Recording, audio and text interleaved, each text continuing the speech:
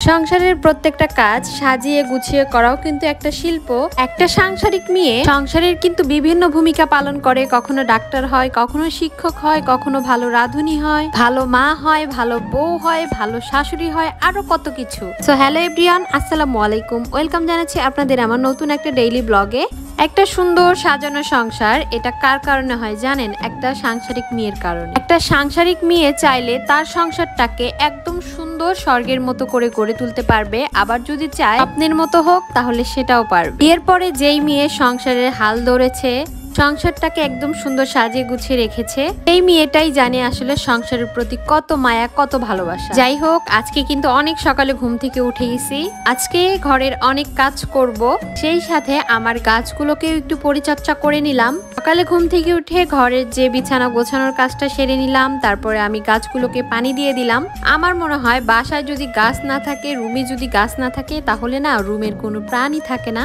রুমে যখন আপনার কোনায় কোনায় গাছ রাখবেন, দেখবেন আপনার রুমের লুকটাই চেঞ্জ হয়ে গেছে, আর একটা সুন্দর একটা শান্তি অনুভব হয়। রুমের যে গাছগুলো ছিল এগুলোতেও সুন্দর করে আমি পানি দিয়ে দিয়েছি। চাল ধোয়া যে পানি ছিল সকালের, সেটাই আসলে দিয়েছি।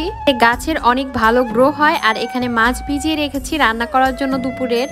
তো মাছ ভিজিয়ে রেখে আমি আবার ড্রয়িং রুমে চলে এসেছি, যে ড্রয়িং রুমটা সুন্দর করে একটু গুছিয়ে নেই। বাসায় ছোট বাচ্চা থাকলে ড্রয়িং রুমের আসলে এই অবস্থায় হয়। তারপরেও আমি না চেষ্টা করি সবসময় আমার ঘরগুলো একদম পরিপাটি সাজানো গোছানো থাকবে। সোফার কভার লাগানোর পরে আরো বেশি আমি বিরক্তি হচ্ছি। দেখেন এগুলা একদম এলোমেলো করে ফেলাই। যখন ছোট ছিল তখনই আমি এই সোফার কভার গুলো নিয়েছিলাম 2 বছর আগে, আর এখন বড় হয়ে এগুলাও আসলে ঠিক রাখতেছে না। ঘরের কাজ করতেছিলাম আর মনে পড়ছিল নিজের হাত দিয়ে কত সুন্দর করে আমি সংসারটাকে গুছিয়ে রেখেছি, সাজিয়েছি তিল তিল করে। আমার অনেক বেশি খারাপ লাগতেছে, কিন্তু এটাই বাস্তবতা, এটা আসলে মেনে নিতে হবে। আবার কিছুদিন পরেই বাসা চেঞ্জ করতে হবে, আবার আমার সুন্দর করে সাজানো গোছানো সংসারটা ভাঙতে হবে, আবার গোছাতে হবে সুন্দর করে।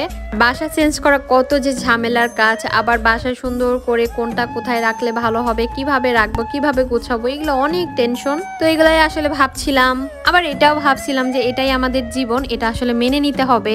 তো আমি ড্রয়িং রুমটা সুন্দর করে গুছিয়ে নিলাম, এরপরে আমি একটু ঝাড়ু দিয়ে নিব। তাছাড়া আজকে অনেক কাজ করেছি, খালাকেও অনেক কাজ ধরিয়ে দিয়েছি, যেহেতু বাসা চেঞ্জ করতে হবে কয়েকদিন পরে। কিছু টুকিটাকি কাজ ছিল সংসারে, সেগুলা খালাও করতেছে, আমিও করতেছি। আর এদিকে আমি ভাবছিলাম চুলাগুলো সুন্দর করে একটু ক্লিন করে নেই।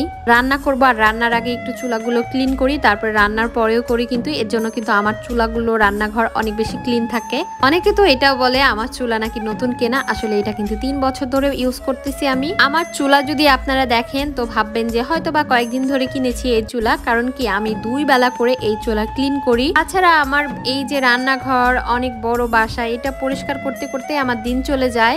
রান্নাঘরে যখন চলে এসেছি, রান্নাঘরের কাজগুলো একদম সেরে নেব, এখন রান্নাও করে নেব পাশাপাশি। আমাদের সিরাজগঞ্জের মানুষ এই যে কচু দিয়ে ইলিশ মাছের ঘাটি, এটা অনেক বেশি পছন্দ করে। কচুগুলো আমি সুন্দর করে কেটে নিয়ে পরিষ্কার করে ভাপ দিয়ে নিচ্ছি প্রেসার কুকারে, যেন একদম নরম হয়ে যায়। মোট কথা আমি ঘাটি করব, আর এখানে ইলিশ মাছ রান্না করব। তো ইলিশ মাছের যত মশলা লাগে রান্না করতে, সেই মশলা কষিয়ে আমি ইলিশ মাছগুলো দিয়ে দিলাম। তার সাথে কিন্তু কচুর ছড়াও দিয়েছিলাম। কচুর ছড়া দিয়ে ইলিশ মাছ অনেক বেশি মজা।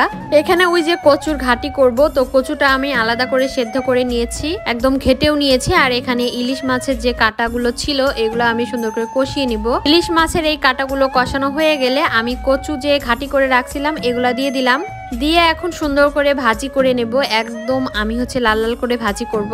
আমি এভাবে প্রথম ট্রাই করলাম, আর অনেক বেশি খেতে মজা হয়েছিল। ইলিশ মাছ দিয়ে কচুর যে কোনো রেসিপি কিন্তু মজা হয়। সবশেষে উপর থেকে আমি ধনিয়া পাতা দিয়ে দিলাম, যেহেতু এখন শীতকাল, তো শীতকালে কিন্তু ধনিয়া পাতার সবকিছু ভাজি তরকারি এগুলো কিন্তু ভালো লাগে ভর্তা। ধনিয়া পাতা দেওয়ার পরে এত সুন্দর একটা ফ্লেভার আসতেছিল। সবশেষে আমি ভাজা জিরার গুঁড়োও দিয়ে দিলাম উপর থেকে, তারপরে সামান্য একটু লেবু রস দিয়ে দিলাম, যেন গলায় চুলকানোর কোনো ভাব না থাকে।